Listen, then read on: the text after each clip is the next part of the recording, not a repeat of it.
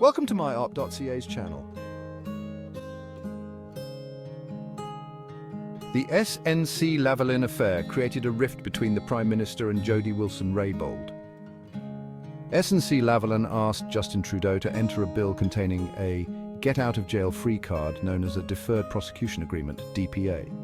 He slipped that bill into a bunch of financial bills, hoping nobody would catch it. And it worked. Justin Trudeau didn't bank on his Attorney General having some scruples and denying the DPA. After much coercion from the Prime Minister and his office, he fired Jody Wilson-Raybould and tried to replace her with a more complacent AG, sparking internal conflicts within the Liberal Party. Divisions within the party became increasingly apparent. Some members supported Wilson-Raybould, viewing her stance as principled. Others sided with the Prime Minister, citing economic stakes. Significant battles emerged between Wilson-Raybould and the PM's advisors.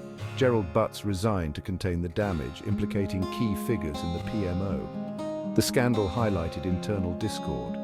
Jane Philpott's resignation further exacerbated the crisis, citing a loss of confidence in the government's handling of the affair. The resignations created chaos within the Liberal Party, raising questions about Trudeau's leadership.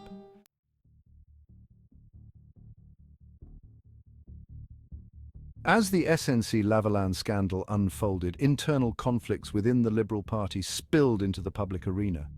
The party's once united front began to fracture, with members openly expressing discontent. Media coverage portrayed a government in turmoil and a Prime Minister struggling to maintain control. The clash between Trudeau and backbenchers supporting Wilson-Raybould and Philpott was highly publicised. Backbenchers, emboldened by public outcry, voiced their concerns more openly. They called for greater transparency and accountability from the Prime Minister. Internal conflicts reached a boiling point during heated caucus meetings. These meetings highlighted the divisions within the Liberal ranks. Some argued for unity, while others demanded corrective action. Trudeau's leadership was called into question, exposing the fragility of the party's unity.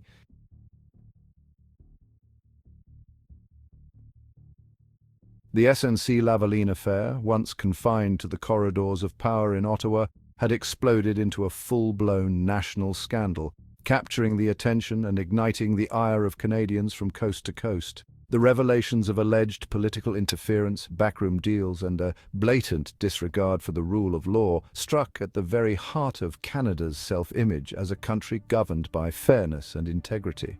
The public, long accustomed to a certain level of decorum and ethical conduct from their elected officials, felt betrayed and disillusioned. The court of public opinion, often fickle and unforgiving, delivered a swift and unambiguous verdict. The Trudeau government had lost its moral authority. Canadians from all walks of life, regardless of their political affiliations, expressed their outrage and disgust.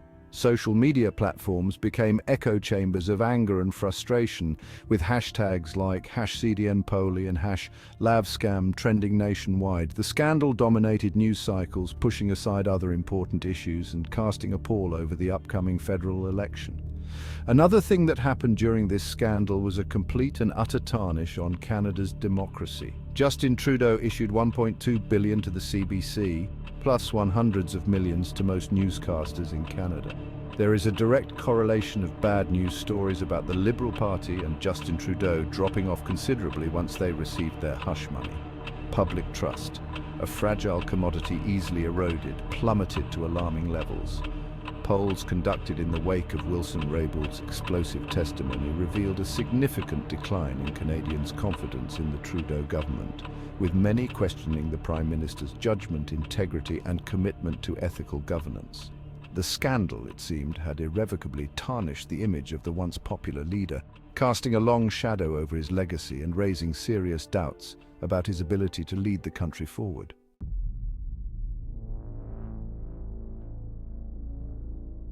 The SNC-Lavalin affair, a gift from the political gods for the opposition parties, provided them with a golden opportunity to land a knockout blow against a wounded and vulnerable Trudeau government.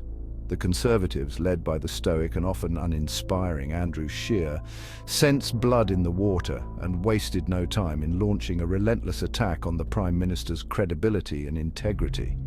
They accused Trudeau of betraying the public trust, putting the interests of a well-connected corporation ahead of the rule of law and the principles of justice. The New Democrats, under the leadership of the affable but politically inexperienced Jagmeet Singh, also seized on the scandal, albeit with less fervour than their Conservative counterparts.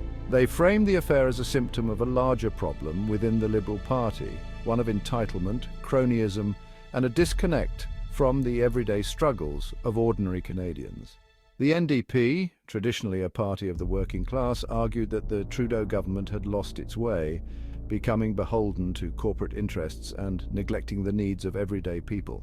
The Green Party, a minor player in Canadian politics, also used the SNC-Lavalin affair to highlight their commitment to transparency and accountability, contrasting their own ethical stance with the alleged misconduct of the Trudeau government. The scandal, they argued, was a stark reminder of the need for electoral reform and a more robust system of checks and balances to prevent future abuses of power.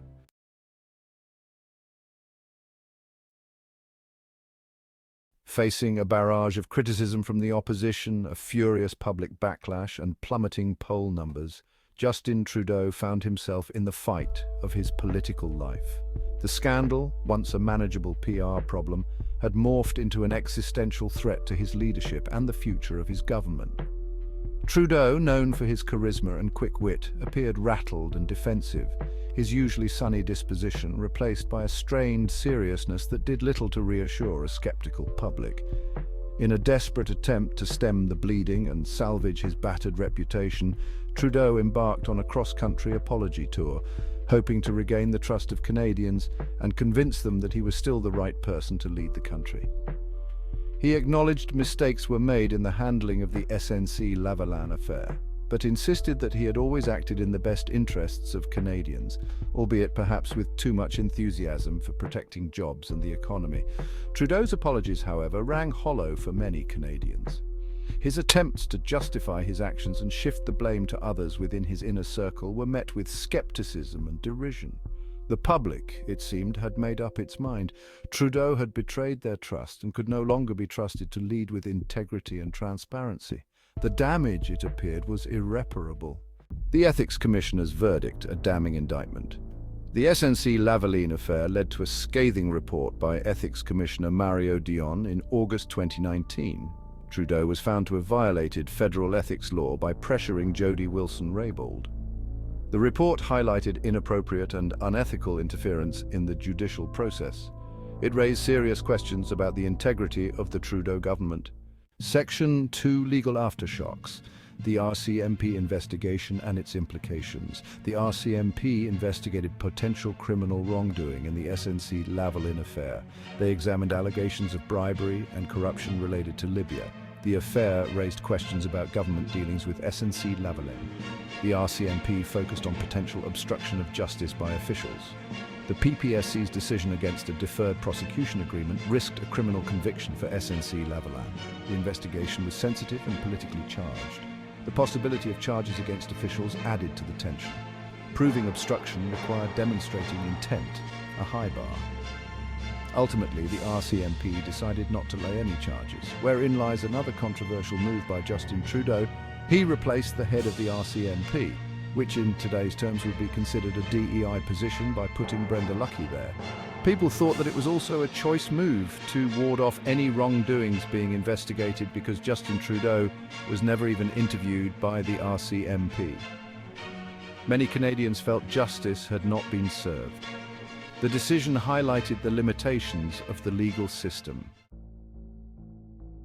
Action 3. A legacy tarnished. The long shadow of SNC-Lavalin.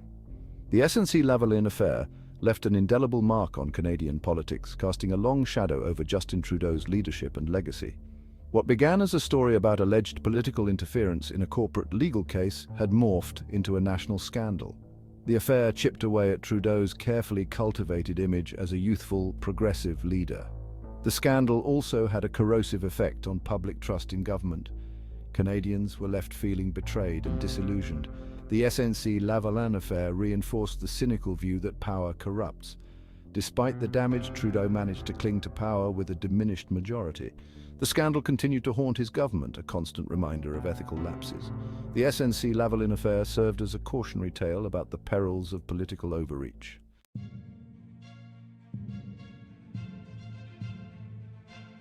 Section 1. The unanswered questions, lingering doubts and erosion of trust. The SNC-Lavalin affair may have faded from the headlines, but the questions it raised about Justin Trudeau's leadership and judgment lingered like a bad smell. Despite his attempts to move on, to portray the scandal as a regrettable misstep in an otherwise successful tenure, the damage had been done. The Canadian public, once enamored by his youthful idealism and promises of sunny ways, had glimpsed a darker side, one where political expediency trumped ethical considerations. The Ethics Commissioner's damning report, the RCMP investigation, and the endless cycle of accusations and denials had taken their toll. Trudeau's carefully crafted image as a champion of transparency and accountability lay in tatters, replaced by a lingering suspicion that his government was no different from its predecessors, willing to bend the rules to protect its own interests. The erosion of trust extended beyond Trudeau himself, seeping into the very institutions of Canadian democracy. The SNC-Lavalin affair had exposed the vulnerability of the justice system to political interference, the influence of corporate lobbyists, and the often murky relationship between elected officials and the public service. The scandal served as a stark reminder that even in a country like Canada, with its long-standing democratic traditions, the principles of fairness, integrity, and the rule of law were not immutable truths, but rather fragile constructs, constantly under threat from those who sought to exploit the system for their own gain.